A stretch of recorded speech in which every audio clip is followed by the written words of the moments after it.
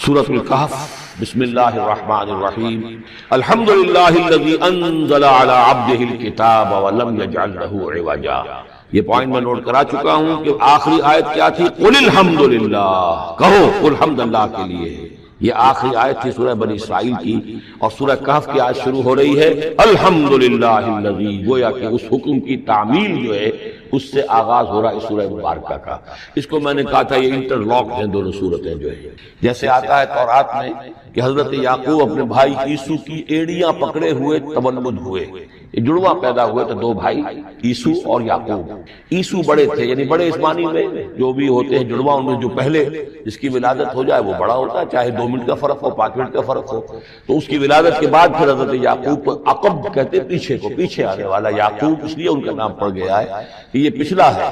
جو پہلا تھا وہ عیسو تھا، عیسو کے بارے میں کچھ معلوم نہیں، ان کی اولاد وغیرہ کدھر گئی، بہرحال وہ ایک علیحدہ بحث ہے۔ تو اسی طریقے سے یہ سورہ کہف جو ہے گویا کہ سورہ بنی اسرائیل کی ایڑیاں پکڑے ہوئے قرآن مجید میں وارد ہو رہی ہے۔ اس میں آپ دیکھیے الحمدللہ الذی انزل علی عبدہ، وہی اللہ تعالیٰ نے اللہ کے اپنے رسول کی جو نسبت ہے اس کو عبد کے نمایاں کیا ہے۔ کتاب نازل کی وَلَمْ يَجْعَلْ لَهُ عِوَجًا، اور اس میں کوئی کجی نہیں رکھی، قیماً سیدھی، ٹھیک روشن مبین، لِيُنذِرَ بَأْسًا شَدِيدًا۔ اب یہ ہے لفظ جو بہت زیادہ غور کرنے کے قابل ہے۔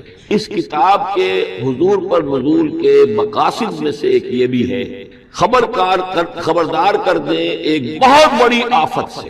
ویسے باسن جب واحد آتا ہے تو عام طور پر اس کے معنی جنگ ہوتے ہیں، جب جمع میں آتا ہے تو سختی، مصیبت، بھوک، فاقہ، یہ سارے بأسا۔ آیت البر میں بھی ہم نے پڑھا والصابرین فی البأساء والضراء وحین البأس۔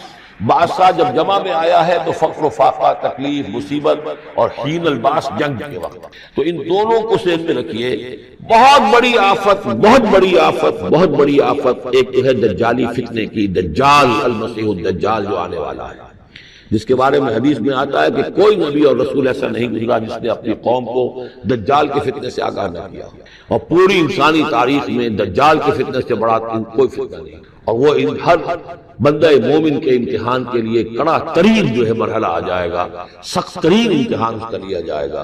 تو یہ جو سختی ہے اس کی خبر دیتے ہوئے یہ سورہ مبارکہ نازل ہو رہی ہے، اور خاص طور پر اسے باسن اگر جنگ کے معنی میں لیں تو الملحمۃ العظمیٰ، کتاب الملاحم، جو کہ آپ دیکھیں گے احادیث کی کتابوں میں پورا باب ہے کتاب الملاحم، اور اس کا تعلق بھی دجال کے ساتھ ہے، کیونکہ پھر دجال ہی کو قتل کریں گے حضرت مسیح علیہ السلام نازل ہو کر۔ تو یہ سارا مسئلہ جو ہے اس کی خبر دینے کے لیے قیماً لِيُنذِرَ بَأْسًا شَدِيدًا مِّن لَدُنْهُ، گویا کہ یہ جو احادیث کی کتابوں میں آپ کو حدیث کے ابواب ملتے ہیں، چاہے وہ کتاب الفتن ہو اور چاہے وہ کتاب جو ہے آثار قیامہ ہے، اس طرح کے جتنے بھی ہیں، اور کتاب الملاحم ہے، یہ گویا کہ اس کی شرح ہے لِيُنذِرَ بَأْسًا شَدِيدًا مِّن لَدُنْهُ، اور یہ ہوگا بھی خاص اللہ کی طرف سے، یہ آزمائش بھی، یہ دجال کا فتنہ بھی، یہ بہت بڑی جنگ بھی، جس کو آرمگڈون کہتے ہیں، کرسچین جو ٹریڈیشن ہے اس میں اس کے لیے لفظ ہے آرمگڈون، ایک بہت بڑی جنگ ہوگی۔ ڈکشنری میں بھی آپ دیکھیں گے کہ خیر اور شر کی قوتوں کے درمیان اس دنیا کے خاتمے سے پہلے ایک بہت بڑی جنگ ہو رہی ہے جس کا نام ہے آرمگڈون۔ لِيُنذِرَ بَأْسًا شَدِيدًا مِّن لَدُنْهُ وَيُبَشِّرَ الْمُؤْمِنِينَ الَّذِينَ يَعْمَلُونَ الصَّالِحَاتِ، اور تاکہ بشارت دے وہ ان اہل ایمان کو جو نیک عمل کرتے ہوں، أَنَّ لَهُمْ أَجْرًا حَسَنًا، کہ ان کے لیے ہوگا بہت اچھا بدلہ، مَاكِثِينَ فِيهِ أَبَدًا، اور وہ اس میں رہیں گے ہمیشہ ہمیشہ۔ یہ جو دجالی فتنہ ہے اس کے ساتھ ایک خاص مناسبت ہے سورہ مبارکہ کی۔ احادیث میں آتا ہے کہ دجالی فتنے کے اثرات سے بچنے کے لیے اس سورہ مبارکہ سے ذہنی اور قلبی رشتہ مفید ہے، اس کی تلاوت کرتے رہنا، خاص طور پر جمعے کے روز پوری سورہ کہف، ورنہ یہ کہ کم سے کم اس کی ابتدائی اور آخری آیات ان کی بڑی اہمیت ہے۔ دجالی فتنہ اصل میں کیا ہے سمجھ لیجئے کہ ایک تو ہے دجالی فتنہ بالعموم، دجل کہتے ہیں فریب کو، جیسے کہ کوئی نبی نہیں ہے وہ اس نے فریبی لبادہ اوڑھ لیا، نبوت کا دعویٰ کر رہا ہے، وہ دجال ہے۔ تو اس طرح کی تو حضور نے فرمایا ہے کہ 30 دجال پیدا ہوں گے، انہی میں سے ایک ہمارے زمانے کے اندر جو ہے یہ غلام احمد قادیانی بھی تھا، وہ دجال تھا جس نے کہ اعلان کیا کہ میں نبی ہوں جبکہ وہ نبی نہیں تھا۔ تو فریبی بنا ہوا جس نے کہ ملمہ اپنے اوپر چڑھایا ہوا ہے۔ اسی طریقے سے دجالی فتنہ یہ جو ہے اس پوری دنیا میں اس وقت جو فتنہ ہے وہ یہ ہے کہ مادہ پرستی کا اتنا غلبہ ہو چکا ہے ذہنوں کے اوپر، افکار کے اوپر، لوگوں کے نظریات کے اوپر، لوگوں کے اخلاق کے اوپر، لوگوں کے اقدار جو ہیں، ویلیوز جو ہیں اس کے اوپر، کہ وہ آخرت کو بالکل بھول گئے، اللہ کو بھول گئے، اسباب کے اندر گم ہے، مسبب الاسباب سے ظہور ہو گیا، دنیا ہی دنیا ہے، آخرت کو بھولے ہوئے ہیں، مادہ ہی مادہ ہے، روح سے کوئی سروکار ہی نہیں۔ یہ ہے بالعموم جس کا نام دجالی فتنہ ہے کہ حقیقت کے اوپر پردہ پڑا ہوا ہے، آخرت پر دنیا کا پردہ پڑا ہوا ہے۔ یہ دنیا جو ہے در حقیقت کیا ہے؟ وَمَا الْحَيَاةُ الدُّنْيَا إِلَّا مَتَاعُ الْغُرُورِ، یہ دھوکے کا سامان ہے۔ اصل زندگی کو اس نے ڈھانپا ہوا ہے، ہم نے یہ سمجھ لیا کہ زندگی یہی ہے، اسی کے لیے بھاگ دوڑ محنت صبح و شام، اسی کے مستقبل کی فکر ہے، لیکن اصل زندگی اس کی کوئی فکر ہی نہیں ہے۔ باقی ایک دجال جو ہے جو آئے گا وہ معاملہ احادیث کے اندر بھی بڑی طوالت کے ساتھ ہے، اور اس میں کافی پیچیدگیاں بھی ہیں، بعض چیزیں جو ہے ایک دوسرے سے کچھ مختلف بھی ہیں، اس میں پھر اہل علم کو بہرحال مطابقت پیدا کرنی پڑتی ہے۔ میں نے جہاں تک اپنی کوشش کی ایک رائے تک میں پہنچا ہوں، لیکن ابھی میں اسے بیان نہیں کر رہا ہوں۔ بہرحال دجالی فتنے کی خبریں موجود ہیں بہت شدت کے ساتھ، اور اس صورت کا پڑھنا جو ہے اس میں بہت مفید ہے۔ اس صورت کے مضامین کا دجالی فتنہ بالعموم سے کیا تعلق ہے وہ تو اس ہم دورہ ترجمہ دوران کے اس کے دوران بھی آپ کو معلوم ہو جائے گا، لیکن اس کے جو خاص بڑے مباحث ہیں، خاص طور پر یہ کہ ایک ہمارے بہت بڑے عالم گزرے ہندوستان میں اس صدی کے آغاز میں، مولانا مناظر حسن گیلانی، انہوں نے اس میں باقاعدہ کتاب لکھی ہے، آپ کو مل جائے گی بازار میں بھی، اصحاب کہف کے جو کا معاملہ سورہ کہف کے مباحث ہیں ان کے۔ میں نے اس کو اپنی ایک تقریر کے اندر کسی خطاب جمعہ میں سورہ کہف کے مضامین کا خلاصہ بیان کیا تھا، جس کا عنوان ہے دنیا کی حقیقت۔ ظاہر بات ہے تفاصیل زیادہ جو ہیں وہ میرے لیے ممکن نہیں ہے کہ اس دورہ ترجمہ کے دوران بیان کر سکیں۔ وَيُنذِرَ الَّذِينَ قَالُوا اتَّخَذَ اللَّهُ وَلَدًا، اور خبردار کر دے ان لوگوں کو جنہوں نے کہا کہ اللہ نے بیٹا بنایا۔ یہ ساری دجالیت جو ہے اس کی جڑ کیا ہے؟ مسیحیت، جو موجودہ مسیحیت ہے، جو حقیقت میں مسیحیت نہیں ہے، پالزم، جس کی بنیاد تثلیث پر ہے کہ اللہ کا بیٹا بنا دیا حضرت مسیح علیہ السلام کو، اور انہیں کفارہ بنا دیا تمام جو بھی مان لے ان کو ان کے گناہوں کا، پیش کی معافی ہے ان کے گناہوں کی جو حضرت مسیح پر ایمان لے آیا، اور نمبر 3 شریعت ساخت کر دی، اور نمبر 4 سارا اختیار جو ہے وہ پوپ کے ہاتھ میں دے دیا گیا کہ تم جو چاہو جس چیز کو چاہو حلال کرو، جس چیز کو چاہو حرام کر دو۔ ان چیزوں نے مل کر نفس مذہب کو اس قدر قابل نفرت سے بنا دیا کہ یورپ کے عوام کے اندر مذہب کے خلاف شدید نفرت پیدا ہو گئی۔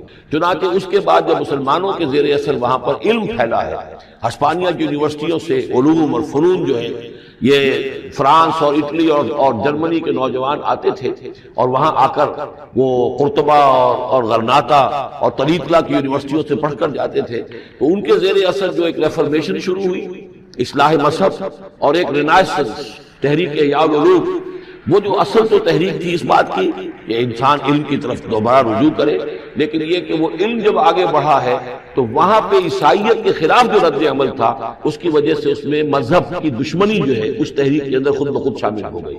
تو مذہب سے بیزاری، روحانیت کا انکار، آخرت سے بالکل بے پرواہی اور اس کا بھی انکار، اور خدا ہے یا نہیں ہے اس سے کوئی سروکار نہیں، یہ جو اس تہذیب کے اصل میں اثرات بنے ہیں سارے، یہ اسی غلطیوں کا یہ اثرات ہیں، نتائج ہیں کہ جو عیسائی مذہب کے اندر جو یہ تحریفات کر کے جو غلطیاں کی گئی ہیں، اس کو یہاں کہا گیا ہے کہ ان لوگوں نے کہ جنہوں نے یہ عقیدہ ایجاد کیا، ما لہم بہ من علم، ان کے پاس اس کے لیے کوئی علمی سند نہیں ہے، ولا لآبائہم، نہ ان کے آباء و اجداد کے پاس کوئی سند تھی، کبرت کلمۃ تخرج من افواہہم، بہت بڑی بات ہے جو ان کے منہ سے نکل رہی ہے، بہت بڑی گستاخی ہے جو یہ اللہ تعالیٰ کی شان میں کر رہے ہیں، ان یقولون الا کذبا، یہ نہیں کہہ رہے مگر جھوٹ، سراسر سیدھا سفید جھوٹ بول رہے ہیں، فلعلک باخع نفسک علی آثارہم، تو اے نبی شاید کہ آپ اپنے آپ کو ہلاک کر لیں گے ان کے جو اثرات پڑنے والے ہیں، عیسائیت کے اس غلط عقیدے کے جو نتائج برآمد ہوئے ہیں،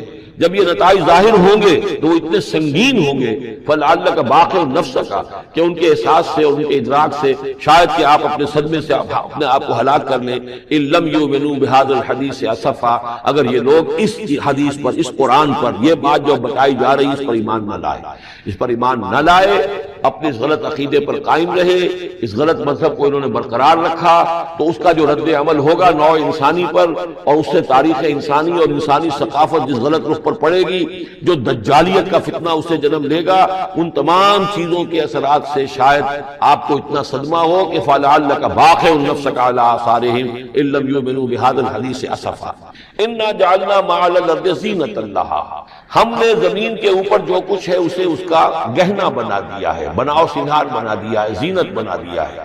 یہ آپ نوٹ کر لیجئے، لفظ زینت اور زمین میں اس کی زیبائش اور آرائش یہ اس سورہ مبارکہ کا عمود ہے، یعنی اس کو اتنا کھبا دیا ہے نگاہوں میں اللہ نے کہ آخرت سے خود بخود انسان غافل ہو جاتا ہے۔ یہ پردہ پڑ گیا ہے، چمک دمک ہے، یہ کاریں ہیں، یہ بلڈنگیں ہیں، یہ کوٹھیاں ہیں، یہ عالیشان عمارتیں ہیں، یہ کیا کچھ اس کی جو یوں سمجھیے پومپ اینڈ شو جو ہے اس وقت دنیا کا، اور ظاہر بات ہے امریکہ میں جا کر دیکھیے تو جو کچھ یہاں دیکھ رہے ہیں اس سے 10 گنا 100 گنا 1000 گنا آپ کو نظر آئے گا، عقلیں دنگ ہو جاتی ہیں۔ نتیجہ کیا نکلتا ہے کہ انسان یہ سمجھتا ہے کہ اصل شے یہی مادہ ہی ہے، اصل ہدایت پہ یہی لوگ ہیں، یہی لوگ ہیں صحیح معنی میں کہ جنہوں نے واقعتاً علم حاصل کیا ہے، لہذا ان کی غلط تہذیب، ان کا غلط تمدن، ان کے تمام غلط ثقافت کے معاملات کے بھی ہم اسی طریقے سے پیروی کر رہے ہیں۔ یہ سارا مسئلہ جو ہے وہ اس لیے ہے کہ یہ چمک دمک دنیا کی زیبائش اور آرائش اس سے ہم متاثر ہیں۔ اِنَّا جَعَلْنَا مَا عَلَى الْأَرْضِ زِينَةً لَّهَا، جو کچھ زمین کے اوپر ہے اسے ہم نے اس کے لیے بناؤ سنگھار بنا دیا، لِنَبْلُوَهُمْ، تاکہ ہم آزمائیں ان کو، أَيُّهُمْ أَحْسَنُ عَمَلًا، کون ہے ان میں سے اچھے عمل کرنے والا۔ یعنی اب یوں دیکھیے وہ شعر جو ایک ہے، اگرچہ ذرا تھوڑا سا شان باری تعالیٰ کے اعتبار سے تو شاید اتنا مناسب نہ ہو، لیکن یہ کہ مفہوم کو ادا کرتا ہے کہ رخ روشن کے آگے شمع رکھ کر وہ یہ کہتے ہیں ادھر آتا ہے دیکھیں یا ادھر پروانہ جاتا ہے۔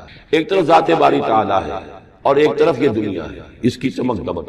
اب یہ پروانہ جو ہے یہ انسان، اس کا امتحان ہے، آیا یہ اللہ اور آخرت کی طرف جا رہا ہے یا دنیا کی طرف اور دنیا کی زیبائش اور آرائش کی طرف جا رہا ہے۔ جو زیبائش اور آرائش کی طرف چلا گیا وہ گیا، تباہ و برباد ہو گیا، فقط خسر خسران مبین۔ اور جس نے اس دنیا کی زیبائش اور آرائش اس سے منہ موڑ کر وہ جو حقیقت ہے، جو اصل حسن ازلی ہے اللہ تعالیٰ کا، اور اس کا جو جلال اور کمال ہے اور جو آخرت کی نعمتیں ہیں ان کو اختیار کر لیا، وہ کامیاب ہے۔ تو امتحان اتنا ہی ہے کہ رخ روشن کے آگے شمع رکھ کر وہ یہ کہتے ہیں ادھر جاتا ہے دیکھیں یا ادھر پروانہ آتا ہے۔ وَإِنَّا لَجَاعِلُونَ مَا عَلَيْهَا صَعِيدًا جُرُزًا، اور یہ کہ جو کچھ بھی اس پر ہے ہم ایک وقت آئے گا کہ اس کو بنا کر رکھ دیں گے جیسے کہ میدان جس میں سے کہ فصل کاٹ لی گئی ہو۔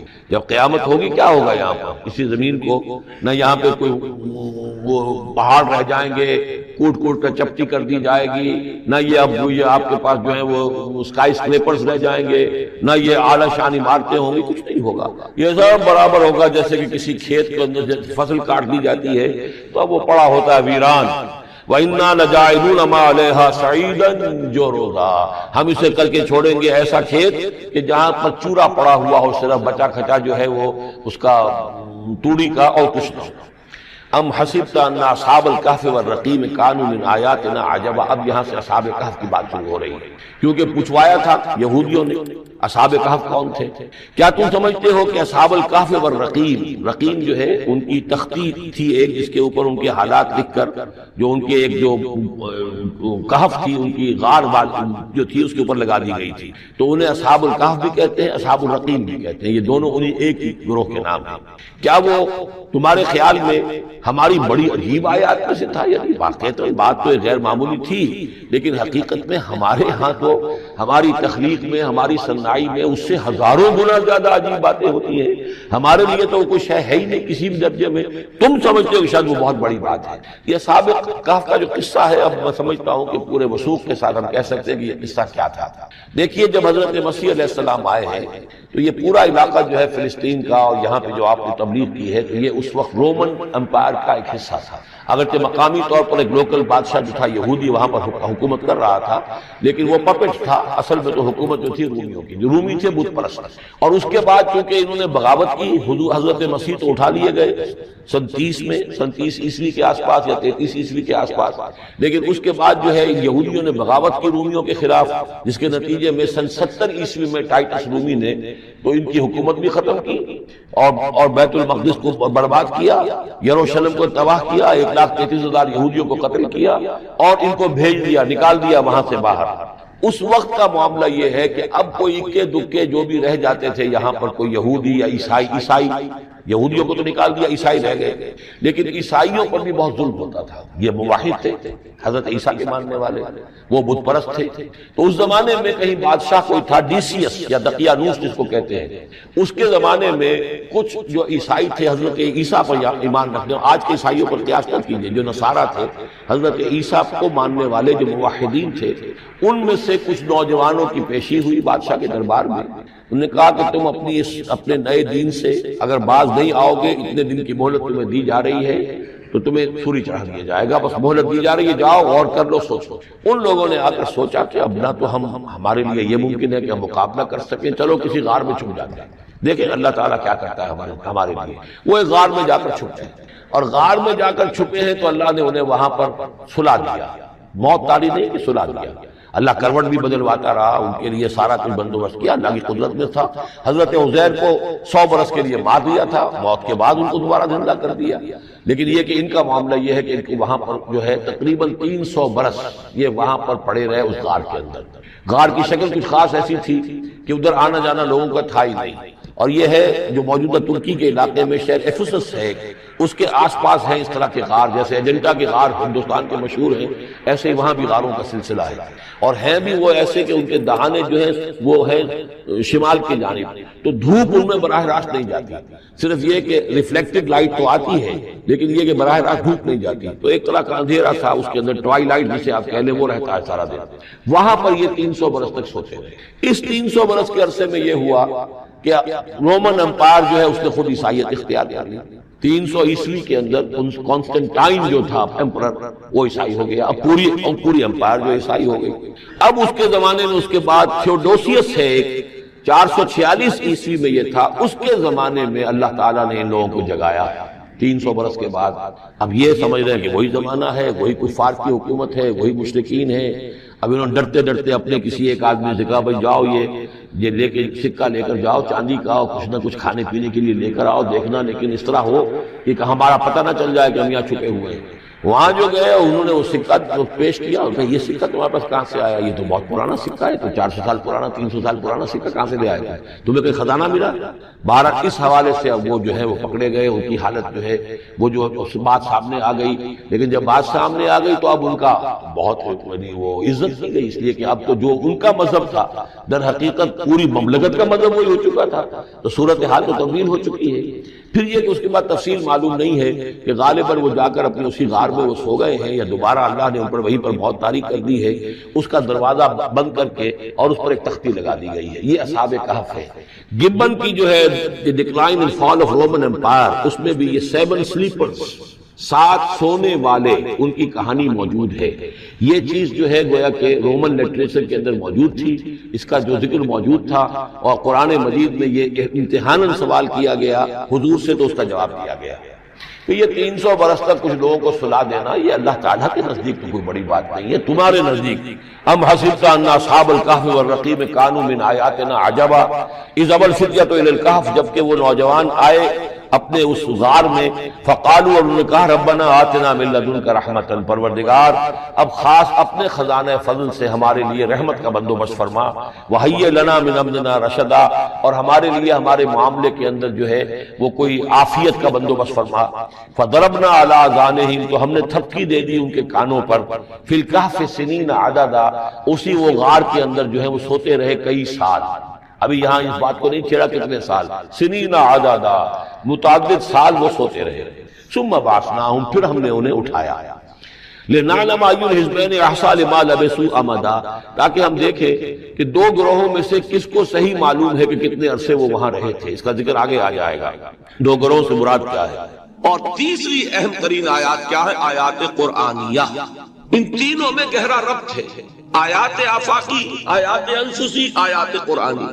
ان میں تدبر کے ذریعے، غور و فکر کے ذریعے انسان ایمان حاصل کرے، یہ ٹاپ کا ایمان ہے، یہ انٹلیکچوئلز کا ایمان ہے، یہ صدیقین کا ایمان ہے۔ نمبر 2، ایک ایمان ہے عوام کے لیے، اس کے 2 راستے ہیں۔ نمبر 1، صاحب یقین کی صحبت، جس کے اندر یہ ایمان پیدا ہو چکا ہو، آپ اس کے قریب رہیے، اگر بھٹی کے سامنے بیٹھیں گے حرارت پہنچے گی، اگر آپ برف کے سل کے قریب ہوں گے ٹھنڈ پہنچے گی۔ صاحب امین صاحب ایمان کی صحبت اختیار کریں گے ایمان سراج کریں گے۔ یہ ہے عوام کے لیے صحبت، کونوا مع الصادقین، ان کی صحبت اختیار۔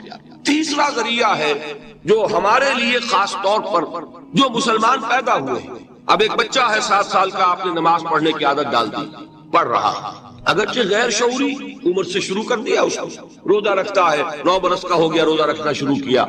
یہ اعمال جو ہیں ان سے بھی ایک یقین پیدا ہوتا ہے، جیسے یقین سے عمل پیدا ہوتا ہے ایسے ہی عمل سے بھی یقین پیدا ہوتا ہے۔ جب مداومت کرتے رہیں گے اس پر تو اس سے بھی ایک یقین کی کیفیت انسان میں پیدا ہو جائے۔ سورہ حجرات میں جو بحث آئی ہے اس کے آخر میں یہی ہے کہ اے نبی یہ بدو جو دعوے دار ہیں ایمان کے، یہ آپ پر احسان دھر رہے ہیں، یمنون علیک ان اسلموا قل لا تمنوا علی اسلامکم بل اللہ یمن علیکم ان ہداکم للایمان ان کنتم صادقین۔ یہ آپ پر احسان دھر رہے ہیں کہ ایمان لے آئے، نبی ان سے کہیے مجھ پر اپنے ایمان کا کوئی احسان نہ دھرو، اپنے اسلام کا، بلکہ اللہ تم پر احسان دھرتا ہے کہ اس نے تمہیں ایمان کے راستے پر ڈال دیا ہے۔ جب اسلام پر آ گئے ہو تو عمل کرتے رہو گے، ان تطیعوا اللہ ورسولہ، اگر عمل کرتے رہو گے تو اس عمل کے ذریعے سے بھی تمہارے اندر ایمان پیدا ہو جائے گا۔ تو یہ 3 راستے ذہن میں رکھیے، جو عوام ہے غور و فکر، سوچ بچار، اس کی صلاحیت نہیں یا مواقع نہیں، ان کے لیے یہ 2 راستے ہیں، یقین بذریعہ عمل اور یقین بذریعہ صحبت۔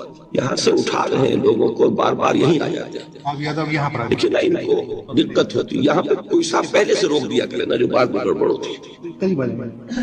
تو ایک ایمان ہے انٹلیکچوئلز کا، صدیقین کا، جن کو قرآن کہتا ہے اولو الالباب الذین یعقلون ان فی خلق السماوات والارض واختلاف اللیل والنہار لآیات لأولی الالباب، ہوش مندوں کے لیے، عقل مندوں کے لیے، غور و فکر کرنے والوں کے لیے، اصحاب دانش و بینش کے لیے ہماری کائنات میں ہماری نشانیاں ہیں، غور کرو اور ہمیں پہچانو، خود اپنے اندر جھانکو اور ہمیں پہچانو، اور ہماری یہ آیات جو ہیں ہمارے کلام کی، اس کی آیات جو ہیں ان میں وہ ایمان رچا بسا ہوا ہے، ان پر غور کرو، غوطہ زنی کرو، قرآن میں ہو غوطہ زن ہے مرد مسلمان۔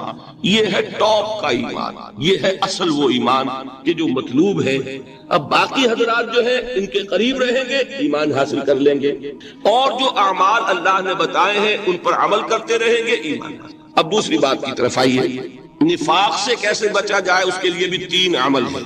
پہلی چیز اور 2 چیزیں تو وہ ہیں کہ جو سورہ منافقون ہی کے دوسرے رکوع میں بیان ہوگی۔ پریونشن کیسے ہوگی، بچو گے کیسے؟ دوام ذکر، اللہ کو یاد رکھو، یا ایھا الذین آمنوا لا تلہکم اموالکم ولا اولادکم عن ذکر اللہ ومن یفعل ذلک فاولئک هم الخاسرون۔ دل کو غفلت میں مت آنے دو، دل غافل ہوگا شیطان کا ڈیرا بن جائے گا۔ وہ دوام ذکر میں، البتہ یہ ذہن میں رکھیے کہ دوام ذکر کا ذریعہ کیا ہے، اس میں مغالتے ہیں لوگوں کو۔ جو سب سے بڑا ذکر ہے اس کو بھولے ہوئے ہیں، اور جو تیسرے چوتھے نمبر کا ذکر ہے اس کو سمجھ بیٹھے ہیں کہ بس یہی ذکر ہے۔ سب سے بڑا ذکر، مجسم ذکر قرآن ہے۔ الذکر انا نحن نزلنا الذکر وانا له لحافظون۔ وہ الذکر کون سا ہے؟ قرآن۔ اسی کو فرمایا، میں نے وہ آیت سنائی تھی کہ لوگ تنزیہ کہتے تھے، یا ایھا الذی نزل علیہ الذکر انک لمجنون، حضور سے مخاطب ہو کر کہتے ہیں فلاں جس کے اوپر کے اس کے خیال کے مطابق ذکر نازل ہوا ہے، ہم تو تمہیں پاگل سمجھتے ہیں۔ وہاں بھی لفظ کیا ہے؟ الذکر۔ تو معلوم کیا ہوا؟ انا انزلنا الیک الذکر لتبین للناس ما نزل الیہم، یہ الذکر ہے۔ تو اس سے بڑا ذکر کوئی نہیں۔ تلاوت قرآن، تدبر قرآن، غور و فکر قرآن کا، قرآن کو یاد کرنا۔ اس پر میرا کتاب چاہے مسلمانوں پر قرآن مجید کے حقوق، اب تو یہاں شاید کوئی کتاب موجود نہیں رہی ہے، اور اگر آپ کو ضرورت ہوتی ہے پاکستان سے منگا لیتے ہیں، ہر شے پڑھیے، انشاءاللہ آ جائے گی چیز۔ نمبر 2 ذکر کیا ہے؟ اقیم الصلاۃ لذکری، نماز کو قائم کرو میری یاد کے لیے۔ یہ ذریعہ ذکر میں، وہ تو ہے ہی مجسم ذکر، اور یہ ذریعہ ذکر میں سب سے اہم ہے۔ یہ عملی ذکر بھی ہو رہا ہے اور قولی بھی ہو رہا ہے۔ سورہ فاتحہ پڑھی آپ نے، قرآن شریف کی کچھ آیات پڑھی، پھر رکوع کیا۔ یہ رکوع جو ہے یہ آپ کا عملی ذکر ہے کہ آپ نے اپنے وجود سے اللہ کی عظمت کو تسلیم کیا، پھر آپ سجدے میں گرے، یہ آپ کا عملی ذکر ہے کہ اپنے وجود سے آپ نے اللہ کی عظمت کو اور تسلیم کیا۔ تیسری چیز ہے مسنون دعائیں اور مسنون اذکار جو حضور سے ثابت۔ ہمارے ہاں کیا ہو گیا، مجھے فلاں بزرگ نے یہ چیز بتائی ہے، وہ تو پڑھتے چلے جا رہے ہیں، نہ قرآن سے دلچسپی، نہ اذکار مسنونہ سے دلچسپی، ادعیہ معصورہ۔ آپ غور کریں گے کہ زندگی کے ہر عمل کے لیے حضور کی دعا موجود ہے۔ صبح اٹھے دعا ہے، آنکھ کھلتے بیت الخلاء میں داخل ہونے لگے دعا ہے، نکلے دعا ہے، وضو کرنے بیٹھے دعا ہے، فارغ ہوئے دعا ہے، مسجد کے لیے گھر سے نکلے دعا ہے، مسجد میں داخل ہوئے دعا ہے، مسجد میں تو ہے ہی ذکر، نماز ہے، تلاوت ہے، باہر نکلے دعا ہے، گھر میں داخل ہونے لگے پھر دعا ہے، سواری پر سوار ہو رہے ہیں دعا ہے، اتر رہے ہیں دعا ہے، شیشہ دیکھ رہے ہیں دعا ہے، کپڑے پہن رہے ہیں دعا۔ زندگی کا کوئی عمل نہیں یہاں تک کہ جو تعلق زن و شو ہے، جس کو کہ خالص حیوانی بات سمجھا جائے گا، اس کے لیے بھی دعا ہے۔ غفلت میں وہ کام بھی نہیں کرتا، سمجھ رہے ہیں آپ؟ اب آپ غور کیجئے، اس میں کوئی اضافی وقت نہیں لگا، کوئی اضافی پوسچر اختیار نہیں کیا، آپ نے یوں بیٹھو، اس طرح بیٹھو، یوں کرو، کوئی آپ کا وقت اضافی نہیں لگا، جو کام کر رہے ہیں اور آپ اللہ کو یاد کر رہے ہیں، اور وہ اللہ کی یاد اس کام کی مناسبت سے ہے۔ ان ادعیہ معصورہ سے دو تعلق جڑ گئے انسان کے۔ دعا کس سے کر رہے ہیں؟ اللہ سے جڑا کہ نہیں؟ اور یہ الفاظ کس کے ہیں؟ محمد رسول اللہ کے۔ تو آپ کے دو تعلق جڑ گئے۔ آپ اپنی جی سے گھڑ کر دعا مانگیں گے تو پہلا تعلق ہو جائے گا، دوسرا نہیں ہوگا۔ بہتر سے بہتر دعا مانگ لیں آپ، لیکن حضور سے جو معصور اور مسنون الفاظ جب آپ زبان سے نکالتے ہیں تو آپ کا تعلق اللہ سے بھی ہوا بذریعہ دعا، اور وہ الفاظ چونکہ حضور کے ہیں صلی اللہ علیہ وسلم تو حضور کے ساتھ ہوا۔ یہ تیسرا درجہ۔ چوتھے درجے میں مانتا ہوں کہ ایک ہوتی ہے خاص کسی شخص کے امراض کی تشخیص کرنے کے بعد تجویز۔ کوئی اگر طبیب ہے، ماہر طبیب روحانی، وہ آپ کو دیکھے گا تو اندازہ لگائے گا کہ آپ میں کیا کمی ہے، اس کے مطابق آپ کو ذکر بتائے گا۔ بھئی فلاں آیت کا مراقبہ کیا کرو۔ کسی میں بزدلی ہوتی ہے، کسی میں مال کی محبت زیادہ ہوتی ہے، کسی میں توکل کی کمی ہے، کسی میں شہرت کی خواہش ہے، نمایاں ہونے کا جذبہ ہے، کسی میں تکبر ہے۔ سب کا ایک سا برس تو نہیں ہوتا، تو یہ در حقیقت اندھے کی لاٹھی سے نہیں چلنے والی بات۔ یہ تو ماہر کا کام ہے کہ وہ تجویز کرے کہ تمہارے لیے خاص طور پر ذکر ہے۔ در حقیقت ہمارے جو یہ سلسلے تھے سلوک کے، بڑے ماہر ہوتے تھے یہ لوگ، بڑے ماہر اطباء تھے۔ یہ جو علم نفسیات ہے اس کے ہمارے صوفیاء سے بڑھ کر کبھی کوئی عالم گزرا ہی نہیں دنیا میں۔ فرائیڈ کیا ہے اور ایڈلر کیا ہے اور یونگ کیا ہے، بچے ہیں ہمارے صوفیاء اکرام نے جس طرح انسان کی نفسیات کو سمجھا، اور وہ ان کی مناسبت سے تجویز کرتے تھے۔ لیکن اس کو رکھا جائے گا چوتھے نمبر پر، جیسے مولانا احمد علی صاحب فرمایا کرتے تھے، بھائی اس آیت کا مراقبہ کیا کیا۔ مراقبہ کیا مانی؟ اب ان الفاظ کو بھی ہم نے خام خواہ کچھ خاص ایک شکل دے دی۔ مراقبہ کیا؟ توجہ کرنا، دھیان کرنا، خاص اس آیت کے اوپر، اس کے معانی پر اپنے ذہن کو جمانا۔ وہ کیوں ہے؟ تاکہ آپ کے اندر جو کمی ہے اس کی تلافی اس سے۔ لیکن یہ کہاں آئے گا؟ چوتھے نمبر، سمجھ گئے؟ تو نفاق سے بچنے کا ذریعہ، پریونشن کیا ہے نفاق سے؟ دوام ذکر۔ نہ تمہیں تمہاری اولاد، نہ تمہارے اموال، نہ تمہاری تجارت، نہ کاروبار اللہ کے ذکر سے غافل نہ کر سکے۔ پنجابی میں کہتے ہیں کہ ہاتھ کارول اور دل یاد۔ کام کر رہے ہیں آپ، لیکن یہ کہ دل اللہ کے ساتھ لگا ہوا، زبان تر ہے اللہ کی یاد سے۔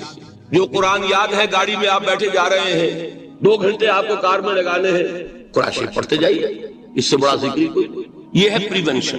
اب اگر مرض ہو جائے تو کیا؟ اس کے لیے 2 چیزیں ضروری ہیں۔ ایک دیکھیے عجیب ہے، یہ نفاق کا علاج انفاق سے، صرف ایک الف لگانا۔ انفاق کے معنی اور ہے، یہ بنا ہے کس سے؟ نفقت الدراہم، پیسے ختم ہو گئے، مک گئے، یا نفق الفرس، گھوڑا مر گیا۔ تو مال کو کھپانا، لگانا اللہ کی راہ میں۔ اگر دل میں نفاق کی کوئی آلائش آئی ہے تو اس کا ازالہ ہوگا انفاق فی سبیل اللہ۔ مال اللہ کی راہ میں دیجیے، صدقہ کیجیے، خیرات کیجیے، دیجیے، اللہ کے دین میں لگائیے۔ جتنا لگائیں گے نفاق دھل جائے، اس لیے کہ اصل سبب نفاق کا ہے ہی حب دنیا، دنیا کی محبت۔ لہذا اس کا ازالہ ہوگا جو سب سے محبوب شے ہے، مال۔ انہ لحب الخیر لشدید، مال محبوب ترین ہے کہ نہیں؟ لہذا اس کو اللہ کی راہ میں لگائیں گے تو وہ نفاق دھل جائے۔ اور ایک اور چیز ہے جو بہت اہم ہے، بہت ہی شعوری طور پر اس کا اہتمام کیجیے۔ جس وقت دین کے کسی فرض کی انسان کو سمجھ آ جائے، اس کا شعور پیدا ہو جائے، پھر ڈیلے نہ ہو. ذرا سا ڈیلے جو ہے اس پر عمل کرنے میں، یہ در حقیقت نفاق کو جڑ پکڑنے کا موقع دینا ہے. Immediate action. ایک بات سمجھ میں آ گئی، فوراً عمل. اس میں شیطان کیا کرتا ہے؟ ذرا ٹھہر جاؤ، ابھی دیکھو یہ فرض ہے، یہ ذمہ داریاں ہیں، یہ کرنا ہے، اور پھر لگا دینا اپنے آپ کو. بہت سے لوگ کہتے ہیں بس یہ ریٹائرمنٹ کے بعد تو سارا میں دین کے لیے وقت کر دوں گا. اول تو خدا کے بندے تمہارے اندر رہ کیا جائے گا ریٹائرمنٹ کے بعد؟ سارا تو کھپ چکو گے، رہ کیا جائے گا؟ دوسرے یہ کہ یہ بھی جان لیجئے کہ کار دنیا کسے تمام نہ کر. ریٹائرمنٹ کے بعد کون فارغ ہو جاتا ہے؟ بیٹوں بیٹیوں سے فارغ ہوئے تو پوتے پوتیاں موجود ہیں، نواسے نواسیاں موجود ہیں. کبھی بھی وہ بوجھ ختم نہیں ہوتا زندگی کا. وہ تو یہ کہ آج بات سمجھ میں آئی ہے تو آج عمل ہونا چاہیے. قرآن مجید میں سورہ انعام میں بڑی شدید وعید آئی ہے. الفاظ ہیں یہ وَنُقَلِّبُ أَفْئِدَتَهُمْ وَأَبْصَارَهُمْ كَمَا لَمْ يُؤْمِنُوا بِهِ أَوَّلَ مَرَّةٍ. انسان پر ایک حقیقت کا انکشاف ہوا کہ یہ بات حق ہے، فوراً تسلیم کر دیا. کسی مصلحت کی وجہ سے، کسی بزدلی کی وجہ سے، کسی لالچ کی وجہ سے، کسی اپنی سیادت یا قیادت کی وجہ سے. کیسے مان لوں؟ لوگ کہیں گے کہ یہ نیچے ہو گیا، وہ اونچا ہو گیا جس کی بات مانی. کسی وجہ سے رک گئے تو اللہ تعالیٰ اندر سے وہ جو استعداد ہے حق کو پہچاننے کی وہ سلب کر لیتے ہیں. وَنُقَلِّبُ أَفْئِدَتَهُمْ وَأَبْصَارَهُمْ. ہم الٹ دیں گے ان کے دلوں کو بھی اور ان کی آنکھوں کو بھی. کیوں؟ كَمَا لَمْ يُؤْمِنُوا بِهِ أَوَّلَ مَرَّةٍ. اس لیے کہ وہ پہلی مرتبہ جب انکشاف حق ہوا ہے وہ ایمان نہیں لایا. اس کا میں ایک واقعہ آپ کو سنانا چاہتا ہوں کہ کس طرح صحابہ کرام پر بھی وقتی طور پر یہ واقعہ اگر صحابہ کرام کا نہ ہوتا تو یہ حقائق سمجھ میں نہ آتے. غزوہ تبوک کے موقع پر یہ میں جملہ انکمپلیٹ رہ گیا، ضعف ایمان کا حملہ ہو جاتا تھا، نفاق کا نہیں معاذ اللہ. لیکن ضعف ایمانی کی اگلی منزل شروع ہو جاتی ہے نا نفاق. جہاں جھوٹ بولنا شروع کیا نفاق، جھوٹی قسمیں کھانی شروع کی سیکنڈ سٹیج، اور جہاں مومنین صادقین سے بغض اور عداوت پیدا ہو گیا وہ تھرڈ سٹیج. تو وہ ضعف ایمان کا کیسے ہوتا ہے یہ حضرت کعب ابن مالک نے بڑی تفصیل سے بیان کیا ہے.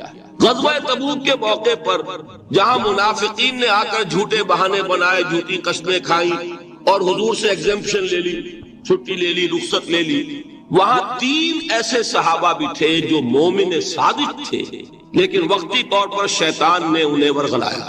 کیسے ورغلایا وہ سمجھ لیجیے. کعب ابن مالک نے تفصیل سے بیان کیا ہے، اور میرے نزدیک یہ جہاں تک میرا مطالعہ ہے طویل ترین حدیث ہے، بخاری اور مسلم میں بھی موجود ہے. حضور جب واپس آئے ہیں اور اب آپ نے ایک ایک کو بلایا. جن لوگوں نے تو پہلے جھوٹی قسمیں کھا لی تھی ان کو تو بلانے کی ضرورت نہیں تھی، لیکن کچھ لوگ ایسے بھی تھے کہ جنہوں نے ایگزمپشن بھی نہیں لی تھی اور گئے بھی نہیں تھے. اب ان کو آپ نے ایک ایک کر کے پیشی ہوئی. آپ کیوں نہیں گئے تھے؟ تو اب جو منافقین تھے ان میں سے انہوں نے اس موقع پہ جھوٹی قسمیں کھا لی. خدا کی قسم حضور ہم تو بالکل تیار تھے، پوری میں نے تیاری بھی کر لی تھی، پورا ارادہ تھا، یہ وقتی طور پر یہ مصیبت مجھ پر آ رہا. جس نے قسم کھائی انہوں نے کہا اچھا ٹھیک ہے جائیے. کعب ابن مالک کی باری آئی تو ان کے الفاظ اپنے یہ کہ جب میں پیش ہوا تو حضور کے چہرے مبارک پر ایک غصے والی مسکراہٹ تھی. زہر خنز کہتے ہیں، ایک مسکراہٹ ہے لیکن غصے کے ساتھ غضبناک. آپ فرمائیے آپ کیوں نہیں گئے؟ حضرت کعب یہ فرماتے ہیں کہ میں نے عرض کیا کہ حضور زبان میرے پاس بھی ہے، جھوٹ میں بھی بول سکتا ہوں، لیکن جھوٹ بول کر میں اس وقت آپ کی ناراضگی سے تو بچ جاؤں گا لیکن اللہ کے عذاب پکڑ سے نہیں بچ سکوں گا. میں اعتراف کرتا ہوں کہ جتنا صحت مند میں اس زمانے میں تھا کبھی نہیں تھا، جتنا فارغ البال اس وقت تھا کہ میرے پاس ساز و سامان موجود تھا راستے کے لیے، اتنا میں کبھی نہیں تھا. لیکن ہوا کیا؟ ہوا یہ کہ مجھے میرے نفس نے، شیطان نے پٹی پڑھائی. وہ پٹی کیا پڑھائی کہ حضور تو 30,000 کے لشکر کے ساتھ چلیں گے تو لشکر تو سلولی موو کرے گا نا، تمہارے پاس بڑی تکڑی، بڑی توانا صحت مند اونٹنی ہے، تم ذرا 2 دن بعد چلنا تیزی کے ساتھ اور حضور سے مل جانا. بس یہ تاخیر کاربار. تو انہیں خیال آیا کہ ابھی 2 دن گھر کی ٹھنڈی چھاؤں ہے، میں یہاں پہ جو آرام ہے وہ کر لوں. مجھے جگر کا شعر یاد آیا ہے کہ تپتی راہیں مجھ کو پکارے، دامن پکڑے چھاؤں گھنیری. ایک طرف فرض کی پکار ہے، اس میں تو ظاہر بات ہے کہ وہ تپتی راہیں ہیں. لا تنفروا فی الحر سنا چکا ہوا ہے. یہاں گھر میں نخلستان میں کھجوروں کی چھاؤں میں اہل و عیال میں یہ ٹھنڈی چھاؤں جو ہے یہ پکڑ رہی ہے. بھائی 2 دن ٹھہر کے چلے جائیں، ٹھیک ہے، کوئی نیت میں خرابی نہیں. اس کے بعد پھر جب ابھی 2 دن اور ٹھہر جاؤ، یہ تو بڑا لمبا سفر ہے، ذرا تیز اور دوڑ لے. تو فرماتے ہیں کہ حضور میں اسی طریقے سے تاخیر و تعویق میں پڑا رہا، یہاں تک کہ ایک روز اچانک مجھ پر یہ چیز منکشف ہوئی کہ تو میں چاہے کتنا بھی تیز چل لوں میں آپ سے نہیں مل سکتا، میرے اعصاب ڈھیلے ہیں، اس طرح میں محروم رہا۔ حضور نے بائیکاٹ کا حکم دیا صحابہ کو، 3 صحابہ تھے ایسے، 2 اور تھے جنہوں نے اسی طریقے سے اعتراف کیا۔ حضور نے حکم دے دیا کوئی ان سے گفتگو نہ کرے، سوشل بائیکاٹ، بڑی سخت سزا تھی جو دی گئی ہے، اس کی بڑی تفاصیل ہے، اللہ تعالیٰ شوق دے تو وہ حدیث پوری پڑھی ہے، میں نے تو 2 جمعوں میں ایک مرتبہ صرف اس ایک حدیث کو بیان کیا تھا، شاید کہیں کیسٹس ہوں میرے ہاں، ہمارے نمبر کوئی مجھے یاد نہیں ہے، لیکن یہ بڑی عجیب حدیث ہے۔ لیکن اس میں جو اصل سبق ہے وہ کیا ہے؟ اس طریقے سے شیطان لے تو لال، تاخیر، تعویق، ابھی کیا جلدی ہے، ذرا اس کام سے فارغ ہو لو، ذرا پھر ترافی کر لینا، ذرا زیادہ زور سے کام کر لینا، یہ وہ چیز ہے کہ جو وہ تو خیر صحابی تھے بچ گئے، اگر وہاں جھوٹی قسم بھی کھا دیتے تو گئے تھے۔ یہ تو اتنا ہی ہے نا، مردی و نامردی قدم فاصلہ دارت، اس میں تو یہی ہے کہ ذرا ایک جھوٹی قسم کھا دیتے، جھوٹی بہانہ بنا دیتے تو اب ضعف ایمان نہ رہتا، وہ نفاق کی سنت شروع ہو جاتی۔ وہ اللہ تعالیٰ نے ان کو بچایا، لیکن یہ کہ ہم کیسے بچیں گے اگر ہم نے یہ روش اختیار کی؟ لہذا 3 کام، دوام ذکر نمبر 1، اس کی میں شرح کر چکا ہوں، 4 اذکار یاد کر لیجئے گا ان کو، ورنہ کیا فائدہ۔ نمبر 2، انفاق فی سبیل اللہ، نفاق کا علاج انفاق۔ نمبر 3، یہ عادت اپنے اندر پیدا کیجئے شعوری طور پر کہ جب ایک حقیقت واضح ہو جائے فوراً اعتراف کہ ہاں بھائی بات ٹھیک ہے یار، جب ایک فرض کا احساس ہو جائے فوراً اس کی ادائیگی کے لیے آغاز۔ تاخیر و تعویق ہے کہ جس سے پھر نفاق کو موقع ہو۔ اللہ تعالیٰ مجھے اور آپ کو حقیقی ایمان عطا فرمائے اور نفاق سے بچائے رہے۔ اب آئیے حقیقت و اقسام شرک۔ دیکھیے ہر شخص یہ جانتا ہے کہ اسلام دین توحید ہے، ایک لفظ میں اگر کہیں گے تو اسلام کا سب سے بڑا وصف، سب سے بڑی علامت توحید۔ وہ جو اقبال نے کہا کہ توحید کی امانت سینوں میں ہے ہمارے، آسان نہیں مٹانا نام و نشاں ہمارا، تو توحید ہے۔ توحید کی ضد ہے شرک، ٹھیک؟ اس سے میں ایک نتیجہ نکالتا ہوں، کوئی مسلمان جان بوجھ کر مشرک نہیں ہو سکتا، یہ میرا نتیجہ ہے، جان بوجھ کر مشرک نہیں ہو سکتا۔ وہ شرک میں مبتلا ہوگا تو ناسمجھی میں ہوگا، نادانی میں ہوگا، وہ اسے شرک نہیں سمجھے گا۔ یہ ممکن نہیں ہے کہ کوئی مسلمان ہو، گیا سے گیا مسلمان، گزرا سے گزرا مسلمان، گھٹیا سے گھٹیا مسلمان، لیکن وہ شرک کو شرک سمجھتے ہوئے اس پہ آلودہ ہوتا کیا سمجھ میں نہیں آتا کہ شرک۔ تو ضرورت بہت ہے کہ ہم یہ پہچانے کہ یہ شرک ہے کیا۔ دوسری بات یہ جان لیجئے، ہمارے دین میں ناقابل عفو جرم کون سا ہے؟ 2 مرتبہ بیان فرمایا گیا سورہ نساء میں صرف، ان اللہ لا یغفر ویشرک بہ ویغفر ما دون ذلک لمن یشاء۔ اللہ تعالیٰ اسے تو ہرگز نہیں بخشے گا کہ اس کے ساتھ شرک کیا جائے، ہاں اس سے کم تر جس کو چاہے گا معاف فرما دے گا۔ نوٹ کر لیجئے، اس کی بھی اندر بھی اوپن لائسنس نہیں ہے کہ بقیہ سارے گناہ لازماً معاف کر دے گا، یہ نہیں ہے، اس سے تو آپ میں جرت پیدا ہو جائے گی باقی سب کیے جاؤ، یہ نہیں، جس کو چاہے گا بخش دے گا، لیکن امید ضرور دلا دی کہ شرک سے کم تر کوئی گناہ ہو تو اس کی بخشش کی بغیر توبہ کے اللہ تعالیٰ نے امید دلائی۔ توبہ سے تو شرک بھی معاف ہو جائے گا، اس سے مراد کیا ہے؟ بغیر توبہ کے۔ اللہ تعالیٰ نے فرمایا کہ اور گناہوں کے بارے میں تو امید کی جا سکتی ہے لیکن شرک کے بارے میں ہرگز۔ اہمیت واضح ہو گئی مزید۔ نمبر 3، اس شرک کی ہماگیریت کا عالم یہ ہے کہ سورہ یوسف کی آیہ مبارکہ ہے وَمَا يُؤْمِنُ أَكْثَرُهُمْ بِاللَّهِ إِلَّا وَهُمْ مُشْرِكُونَ۔ انسانوں کی اکثریت کا حال یہ ہے کہ وہ اللہ پر ایمان نہیں رکھتے مگر کسی نہ کسی قسم کے شرک کے ساتھ۔ یہ یونیورسلٹی ہے اس کی کہ اللہ کو بھی مان رہے ہیں لیکن کسی نوع کا شرک جو ہے وہ بھی لگا رکھا۔ وَمَا يُؤْمِنُ أَكْثَرُهُمْ بِاللَّهِ، انسانوں کی اکثریت کا حال یہ ہے کہ وہ ایمان نہیں رکھتے اللہ پر، الا وہم مشرکون، مگر یہ کہ کوئی نہ کوئی شرک بھی کرتے ہیں۔ چوتھی بات یہ سمجھیے کہ شرک ہر دور میں بھیس بدل کر آتا ہے۔ یہ ضروری نہیں ہے کہ شرک کی جو قسمیں آج سے 200 برس پہلے تھی صرف وہی آج بھی رہے، ہو سکتا ہے کہ بالکل نئی شکلیں اس شرک نے اختیار کی۔ اس سے کیا نتیجہ نکلا کہ اگر اجتہادی بصیرت نہیں ہوگی تو ہو سکتا ہے کہ ایک شخص جو ہمارے سابق علماء نے لکھ دیا کہ یہ چیز شرک، یہ چیز شرک، یہ چیز شرک، یہ چیز شرک، آج سے 500 برس پہلے کا انسان بڑے سے بڑا عالم دین اپنے زمانے کے شرک کو پہچان کر تو لکھ سکتا ہے، اس سے تو آپ بچ رہے ہیں۔ امام ابن تیمیہ نے اس کو شرک قرار دیا، اس کو شرک قرار دیا، اس کو شرک قرار دیا، کوئی شخص ہے جو اس سے تو بچ گیا۔ امام صاحب کی دی ہوئی بصیرت سے اس نے ان جو اقسام ہے شرک کی ان کو پہچان لیا، لیکن یہ عین ممکن ہے کہ آج کے شرک کو وہ نہ پہچان رہا ہو، اپنی جگہ وہ سمجھ رہا ہو اپنے آپ کو بہت بڑا موحد، جبکہ اس دور کا جو شرک ہے اس میں ملوث۔ اس کو میں نے کہا ہے کہ شرک کے بارے میں بڑی اجتہادی بصیرت کی ضرورت ہے۔ فارسی کا ایک شعر ہے، بڑا پیارا شعر ہے، بہر رنگے کے خواہی جامہ می پوش، من انداز قدت رامی شناسا۔ اپنے محبوب سے کہہ رہا ہے شاعر کہ تم جس طرح کا چاہو لبادہ اوڑھ لو، میں تمہیں تمہارے قد سے پہچان لوں گا، کتنا ہی چھپا لو اپنے آپ کو، کیسے ہی لباس بدل لو۔ بہر رنگے کے خواہی جامہ می پوش، من انداز قدت رامی شناسا، میں تمہارے قد سے تمہیں پہچانتا۔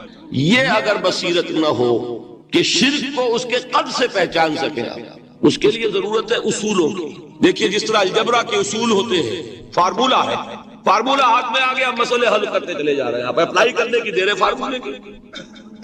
اگر آپ نے صرف گنتی کر کے کسی زمانے کے شرک وہ تو سمجھ لیے، لیکن وہ بصیرت باطنی حاصل نہیں ہوئی، اجتہادی بصیرت، وہ اصول ہاتھ میں نہیں آئے کہ جس سے آپ پہچان سکیں، تو ہو سکتا ہے کہ اس دور کے شرک کو آپ نہ پہچان سکیں۔ اس کے لیے ضرورت ہے کہ اصل اصول ہاتھ میں آ جائیں تاکہ اصولوں کو اپلائی کریں۔ ایک بات مجھ سے اور سن لیجئے، میرا اپنا یہ تاثر ہے، ہمارے دین میں خیر، بھلائی، نیکی، چاہے وہ نظریے کی ہو، علم کی ہو، عقیدے کی ہو، عمل کی ہو، اخلاق کی ہو، وہ سب کیا ہے؟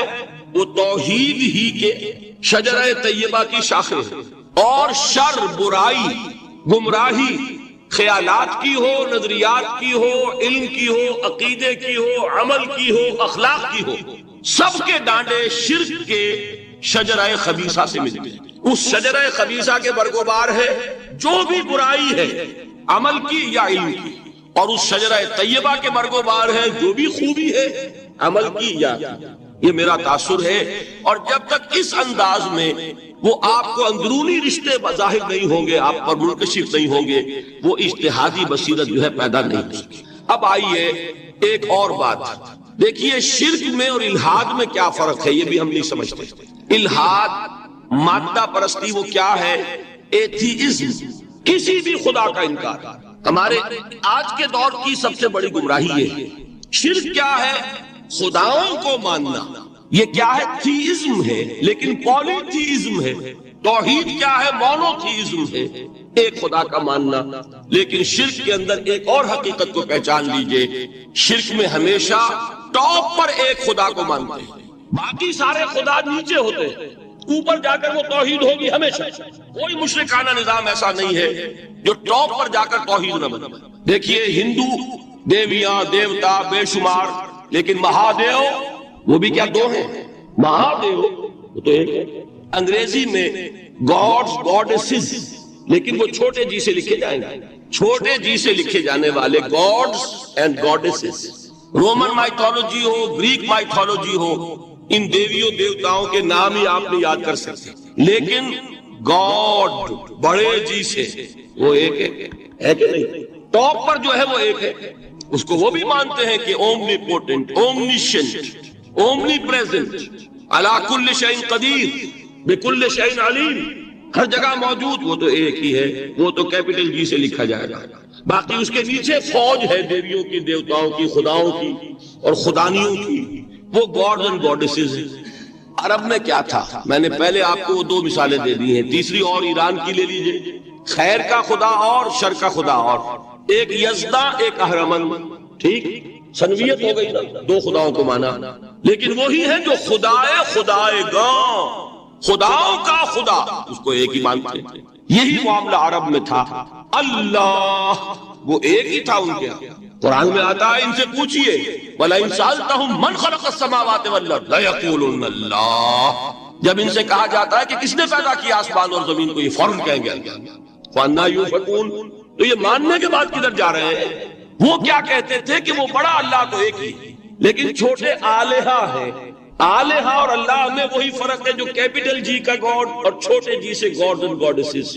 وہی فرق ہے کہ جو مہادیو اور دیویوں اور دیوتاؤں میں ہے وہی وہاں تھا. اللہ وہ ایک اور سپریم، سب سے بالا تر، اس سے اوپر کوئی نہیں، تخلیق میں اس کا کوئی ساجی نہیں.